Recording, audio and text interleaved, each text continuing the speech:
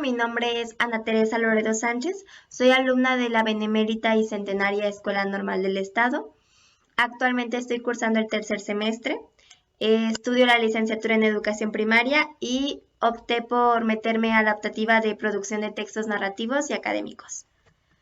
En la optativa de producción de textos narrativos y académicos empezamos elaborando una presentación con nuestra información. Me parece que es una manera correcta de comenzar, ya que como hemos estado trabajando a larga distancia, es interesante que el maestro nos conozca, al menos nuestros datos personales, pero los más comunes. Posteriormente, el primer trabajo que realizamos fue el ensayo que se llamaba El panorama de la creatividad. Era leer una lectura que esta lectura nos indicaba que cómo ha evolucionado la creatividad para lo que actualmente hoy en día la conocemos.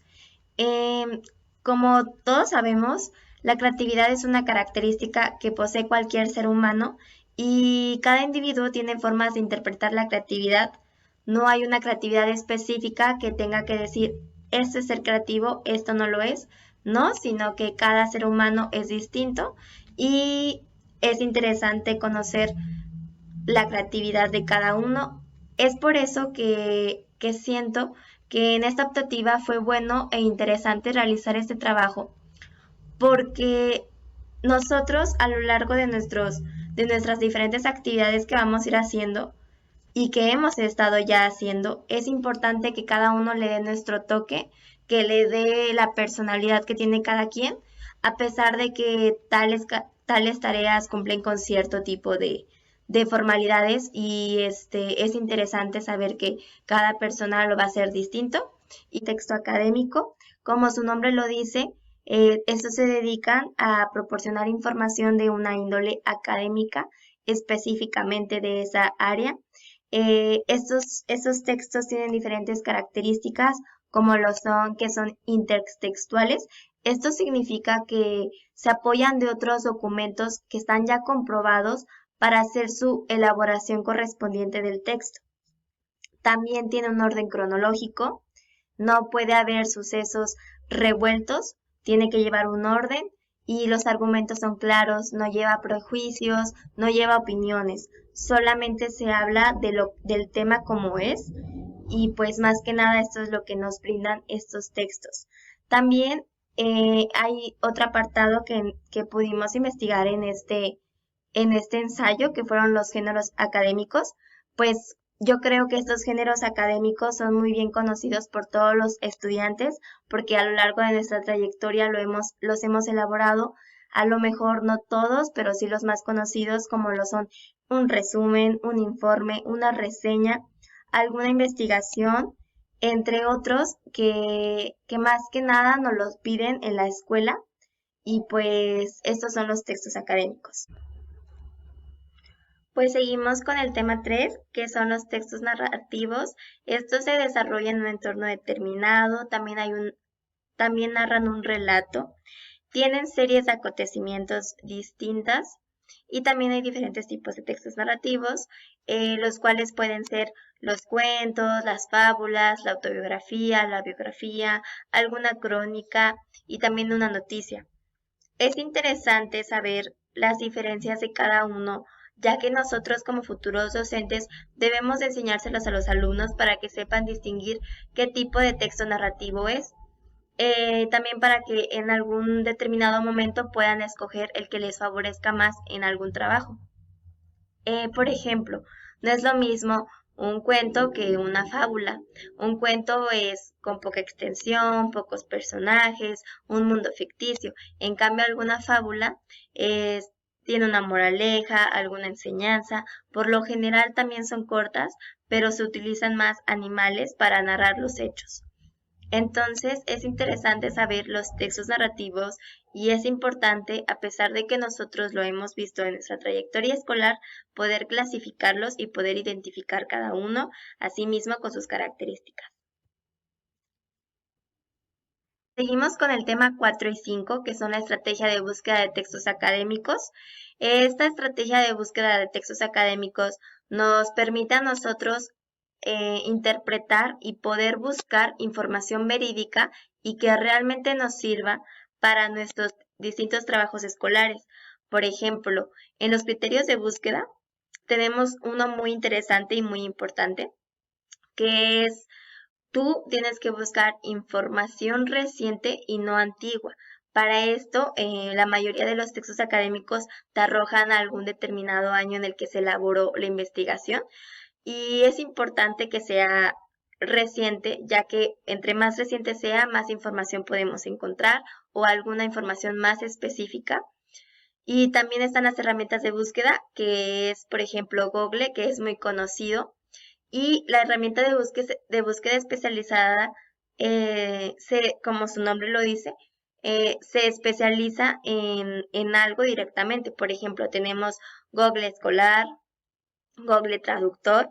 Em, Específicamente voy a hablar de Google Escolar, ya que este nos proporciona distintos artículos de distintos medios para poder sacar nuestros trabajos y que estén bien elaborados, ya que específicamente trata de la rama escolar. Entonces, nosotros se nos es más fácil o se nos es más verídico poder encontrar resultados en Google Escolar. Y por último tenemos los criterios para evaluar. Hay distintos tipos de criterios, pero los que más se me hicieron interesantes es que por lo general el link que te arroja la página, eh, casi por lo general cuando son artículos o páginas que son específicamente de la educación, te arroja el punto .edu. También para información un poco más relevante es .gov, que es del gobierno, que también ahí a veces podemos encontrar distintas estadísticas que nos permiten pues poder realizar también trabajos buenos y bien hechos. Bueno, continuando con un tema 6, se nos presentó los tipos de plagio. Es muy importante distinguir los tipos de plagio, más allá de sus características, para que nosotros mismos reflexionemos y que no caigamos en este plagio que muchas veces los estudiantes lo hacen. ¿Por qué es importante? Porque es muy importante darle los créditos a quien realmente lo hizo o quien dedicó su tiempo y además hizo una buena investigación. Es interesante poder darle los créditos a esa persona y más que nada no tiene nada de malo basarnos en alguien o en encontrar las mismas ideas que algún distinto autor, porque hay muchos, pero lo que sí tiene de malo es que lo hagas con una intención mala, en cuestión de que copio y pego y ya está mi investigación y digo que yo la hice, cosa que estaría mal no solamente nosotros, sino también unos futuros alumnos, y cualquier persona que practique esto pues puede acabar con esto. Principalmente son las citas, dar una fuente bibliográfica de donde se sacó. Se cita de diferente forma, pero más que nada reconocer y dar la fuente es lo que nos puede evitar a no considerar el plagio en alguno de nuestros trabajos. Posteriormente vamos con un tema 7, que son los organizadores gráficos.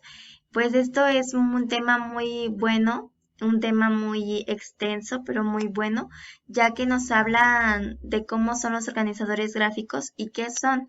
Pues los organizadores gráficos nos ayudan a organizar la información, a detectar palabras clave que nos pueden servir para distintos métodos que queremos emplear nosotros, ya sea por ejemplo para estudiar o para hacer algún tipo de resumen o para considerar cómo nosotros llevamos a cabo ese tema y cómo lo entendimos.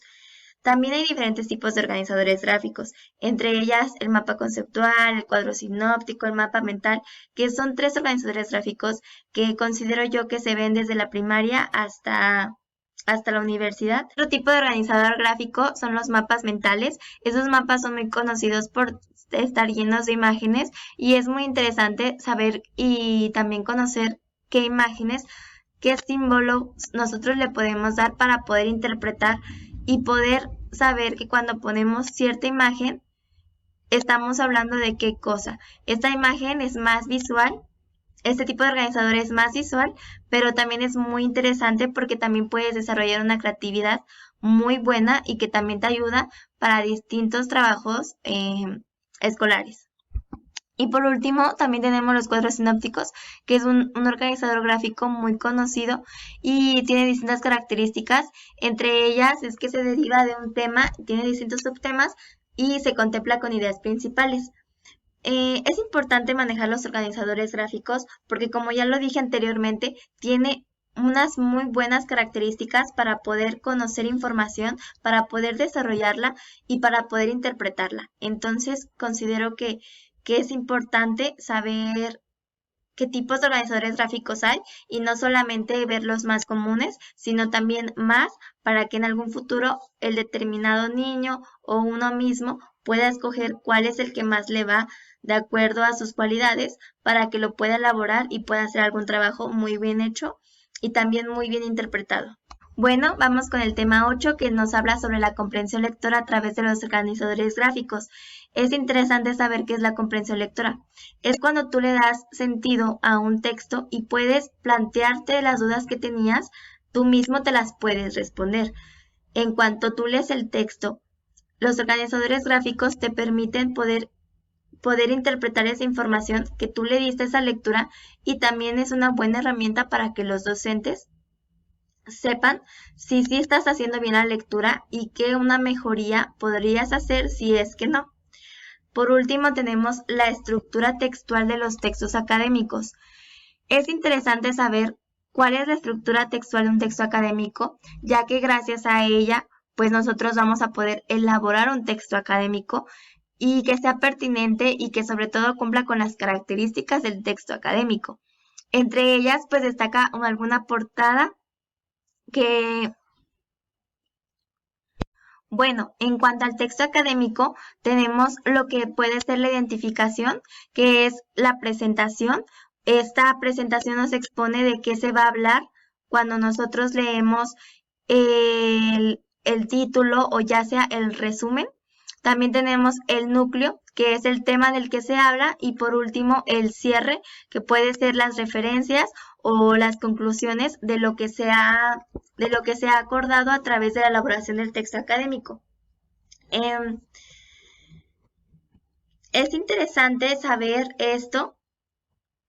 Por último, considero que la optativa de producción en textos narrativos y académicos es muy interesante y es muy importante en nuestra trayección escolar, ya que nosotros nos podemos dar cuenta de diversas cosas que a lo mejor teníamos en cuenta, pero no.